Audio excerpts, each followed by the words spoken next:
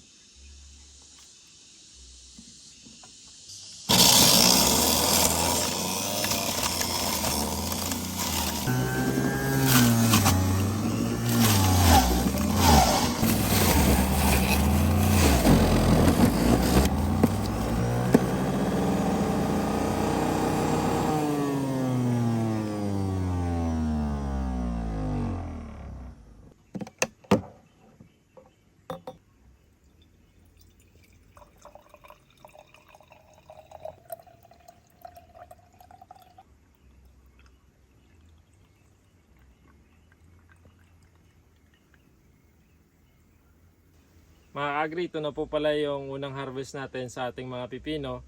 At ito naman po ngayon, gumawa po tayo ng fresh cucumber juice. Ayan, titikman po natin ngayon mga ka-agri.